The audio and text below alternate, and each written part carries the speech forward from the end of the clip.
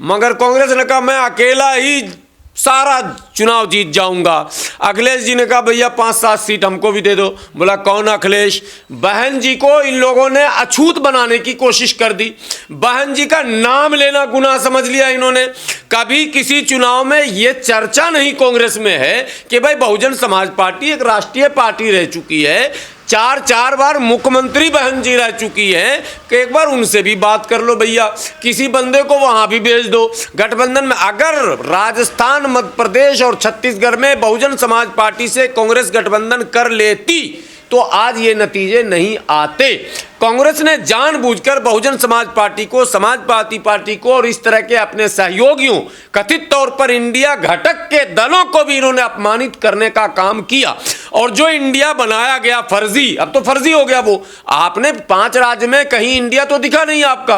अब फिर आप आओगे लोकसभा में, जी हम एक हैं, हम एक हैं, तो जनता कैसे आप पर भरोसा करेगी? कैसे आप कांग्रेस को सेकुलर पार्टी कह दोगे? और मैं इंडिया घटक के लोगों से, सपा से, बसपा से, आरजेडी से, जेडीयू से, टीएमसी से और तमाम लोगों से कहना चाहता हूं, कांग्रेस को अगर लात मारकर गठबंधन नहीं बनाओगे तो तुम भी डूबोगे, कांग्रेस तो डूबेगी ही डूबेगी। ये जीत तय थी कि राहुल गांधी जी, जब 3 राज्यों में आपको चुनाव लड़ने जाना है तो आपके पास कोई ऐसी टीम क्यों नहीं है जो आपके काम को जनता तक पहुंचा दे, आपके एजेंडे को जनता तक पहुंचा दे, आपके भविष्य की योजनाओं को जनता तक पहुंचा दे। यात्रा निकाला, क्या है? भारत जोड़ो यात्रा। क्या था उस यात्रा में? यही तो था। आप बताओ और क्या था संदेश? आपने किस किस को जोड़ लिया? कितने आपने दलितों को जोड़ा, कितने आदिवासियों को जोड़ा, कितने अल्पसंख्यकों को जोड़ा, कितने पिछड़ों को जोड़ा। बड़े दबाव के बाद तो आपके यहाँ चुनाव हुआ। चुनाव में भी इनके प्रत्याशी, आपको पता है, ये एक्सीडेंटल राष्ट्रीय अध्यक्ष हैं। मल्लिकार्जुन खड़गे जी दूर दूर तक अध्यक्ष के रेस में नहीं थे। अध्यक्ष के रेस में अशोक गहलोत थे, अध्यक्ष के रेस में 2-3 और नाम थे। एक जो हार गए चुनाव लड़के, वो नौजवान जिनका नाम मैं भूल जाता हूँ, साउथ के जो हैं, शशि थरूर थे। मल्लिकार्जुन खड़गे तो तब आए जब अशोक गहलोत ने कांड कर दिया। अशोक गहलोत ने कहा मैं मुख्यमंत्री भी रहूँगा और राष्ट्रीय अध्यक्ष भी रहूँगा, तब जो है मामला बिगड़ गया। बहरहाल, तो मल्लिकार्जुन खड़गे जी को राष्ट्रीय अध्यक्ष बनाने के बाद भाजपा पर यह आरोप लगता है कि राष्ट्रपति का प्रत्याशी भाजपा ने अगर दलितों को बनाया या आदिवासियों को बनाया तो आप कहते हैं ये वोट की राजनीति के लिए बनाया, और मोदी जी बखान करते हैं कि हमने बनाया। तो कांग्रेस के नेताओं ने भी बखान किया है कि हमने राष्ट्रीय अध्यक्ष दलितों को बनाया। मतलब तुमने एहसान कर दिया, दलितों का तो अधिकार ही है राष्ट्रीय अध्यक्ष बनने का। भाई तुम 70 साल से ब्राह्मण, जिसकी आबादी 3%, तुम जब रह सकते हो राष्ट्रीय अध्यक्ष, तो जिसकी आबादी 20% वो क्यों नहीं रह सकता राष्ट्रीय अध्यक्ष? ये एक सवाल था। लेकिन मुद्दा ये रहा कि कमलनाथ मध्य प्रदेश में जो चेहरे थे मुख्यमंत्री के, आप देखिए इनके यहाँ रणनीतिकार, मैं बार बार कहता हूँ, मैं देश के लोगों को बताना चाहता हूँ, मोदी जी 2014 में पूर्ण बहुमत उनको मिला, भारतीय जनता पार्टी को पूर्ण बहुमत मिला, लेकिन फिर भी मोदी जी ने अपने सहयोगियों को लात नहीं मारा, अपने सहयोगियों का अपमान नहीं किया। रामविलास पासवान जी इस दुनिया से चले गए, स्वर्गीय रामविलास पासवान को मंत्री बनाया। रामदास अठावले, मैं कहता हूँ राजनीति में कोई हैसियत नहीं। रामदास अठावले जी के कहने से यूपी में, बिहार में, बंगाल में, उड़ीसा में कहीं कोई एक वोट देने वाला नहीं है। महाराष्ट्र में भी मुट्ठी भर वोट उनके पास है, 10 टुकड़ों में आरपीआई बटी हुई है। फिर भी रामदास अठावले जी को केंद्र में मंत्री बनाकर रखा, अनुप्रिया पटेल केंद्र में मंत्री बनाकर रखा, प्रकाश सिंह बादल की हरसिमरत कौर जो है वो केंद्र में मंत्री रही, बाद में इस्तीफा देकर हट गई किसान आंदोलन में, लेकिन मोदी जी ने तो नहीं हटाया। मैं यही कह रहा हूं, व्यूवर आपके सुनेंगे कि जरूरत मोदी जी को नहीं थी, मगर फिर भी मोदी जी ने रखा।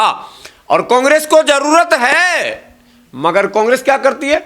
कांग्रेस को जरूरत है, मगर कांग्रेस ने कहा मैं अकेला ही सारा चुनाव जीत जाऊंगा। अखिलेश जी ने कहा भैया 5-7 सीट हमको भी दे दो। बोला कौन अखिलेश? बहन जी को इन लोगों ने अछूत बनाने की कोशिश कर दी। बहन जी का नाम लेना गुनाह समझ लिया इन्होंने। कभी किसी चुनाव में ये चर्चा नहीं कांग्रेस में है कि भाई बहुजन समाज पार्टी एक राष्ट्रीय पार्टी रह चुकी है, 4 बार मुख्यमंत्री बहन जी रह चुकी हैं, कि एक बार उनसे भी बात कर लो भैया, किसी बंदे को वहां भी भेज दो गठबंधन में। अगर राजस्थान, मध्य प्रदेश और छत्तीसगढ़ में बहुजन समाज पार्टी से कांग्रेस गठबंधन कर लेती तो आज ये नतीजे नहीं आते। कांग्रेस ने जानबूझकर बहुजन समाज पार्टी को, समाजवादी पार्टी को और इस तरह के अपने सहयोगियों, कथित तौर पर इंडिया घटक के दलों को भी इन्होंने अपमानित करने का काम किया। और जो इंडिया बनाया गया फर्जी, अब तो फर्जी हो गया वो। आपने 5 राज्य में कहीं इंडिया तो दिखा नहीं आपका। अब फिर आप आओगे लोकसभा में, जी हम एक हैं, हम एक हैं, तो जनता कैसे आप पर भरोसा करेगी? कहने लगे ना कि इंडिया गठबंधन एक साथ लड़ेगा। कैसे लड़ेगा? कब? कैसे? भरोसा कैसे करेंगे? चुनाव भरोसे का काम है, विश्वास का काम है। बहन जी पर जिन समाज के जिन लोगों का भरोसा, वही तो वोट देता है। जिसको भरोसा नहीं वो भी देता है क्या? वो नहीं देता है। अखिलेश यादव को वही यादव वोट देते हैं जिनको भरोसा है। तो विश्वास का नाम ही नेतागिरी है। तो कांग्रेस ने तो इस विश्वास को खत्म कर दिया। अब कांग्रेस पर कैसे भरोसा किया जाए कि वो इंडिया के सभी घटक को लेकर चलेगा?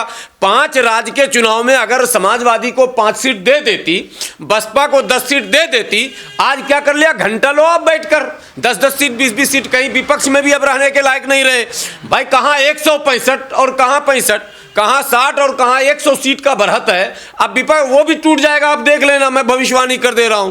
वो भी टिकेगा नहीं कांग्रेस का। कांग्रेस का माल टिकाऊ होता ही नहीं है, बिकाऊ माल होता है, चूंकि टिकट ही ऐसे लोगों को देते हैं। अभी अब एक राज्य में कांग्रेस जीती है, आपको पता है ना, तेलंगाना। मुख्यमंत्री का चेहरा कौन है पता है आपको? जो संघ का बहुत बड़ा पदाधिकारी रह चुका है, शाखा लगाता था, उसको मुख्यमंत्री का चेहरा बनाया गया। कैसे आप कांग्रेस को सेकुलर पार्टी कह दोगे? और मैं इंडिया घटक के लोगों से, सपा से, बसपा से, आरजेडी से, जेडीयू से, टीएमसी से और तमाम लोगों से कहना चाहता हूं, कांग्रेस को अगर लात मारकर गठबंधन नहीं बनाओगे तो तुम भी डूबोगे। कांग्रेस तो डूबेगी ही डूबेगी, तुम लोगों को लेकर भी डूब जाएगी। इसलिए नीतीश कुमार जी, तेजस्वी जी, अखिलेश जी और वो तमाम जी जो गठबंधन बनाना चाहते हैं, आप आपस में गठबंधन करो, इनके चक्कर में न पड़ो। इनके चक्कर में पड़ोगे तो हम तो डूबे ही सनम, तुमको भी लेके डूबेंगे। और अखिलेश जी, आप बहन जी से बात करो, बहन जी को ये क्या बोलते हैं, बुआ, बुआ से बात कीजिए। ये मत सोचिए कि पिछला एक्सपेरिमेंट मेरा फेल हुआ।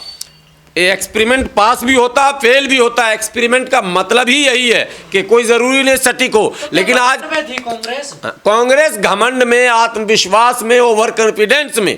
कांग्रेस के नेता के पांव जमीन पर नहीं थे, कांग्रेस हवा में उड़ने लगी थी। चूंकि टीवी चैनल वालों ने बड़ी चालाकी से कांग्रेस को पहले से ही जीता हुआ दिखा दिया।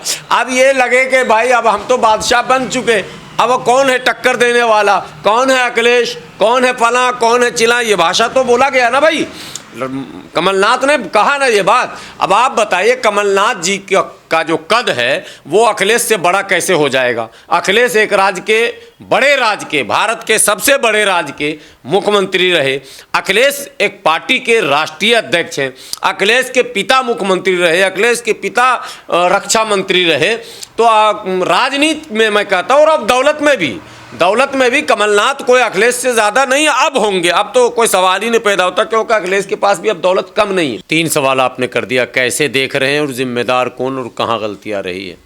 तो कैसे देख रहे हैं, ये तो हम पहले भी देख रहे थे और अब भी देख रहे हैं, और हम वैसे ही देख रहे हैं जैसे पहले देखते थे, वैसे ही अब भी देख रहे हैं। और मुझे पहले ही पता था कि परिणाम ऐसा ही आएगा। और ये अब नहीं मैं बोल रहा हूँ, मैं ऑन रिकॉर्ड टीवी चैनलों पर गिनती से एक दिन पहले बोल चुका हूं और कह चुका हूं एलानिया। जो लोग सोशल मीडिया पर, यूट्यूब पर हैं वो जानते हैं। अब आपने कहा कि ये आखिर हो कैसे गया, कि इतनी बड़ी जीत भारतीय जनता पार्टी की कैसे हो गई, ये संभव कैसे हुआ।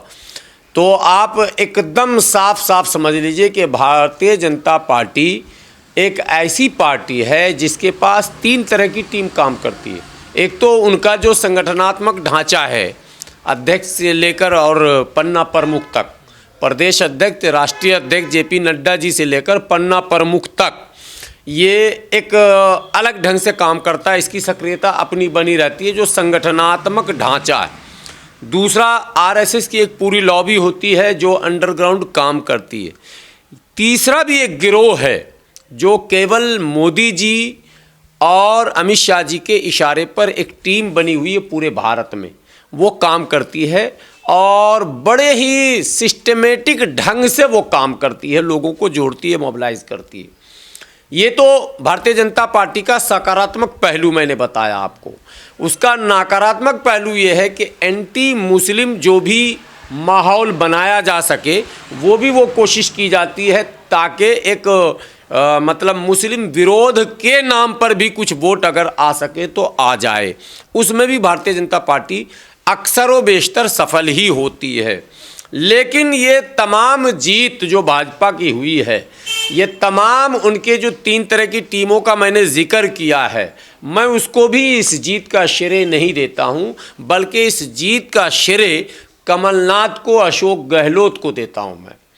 इसलिए कि और मैं राहुल गांधी जी को भी देता हूँ।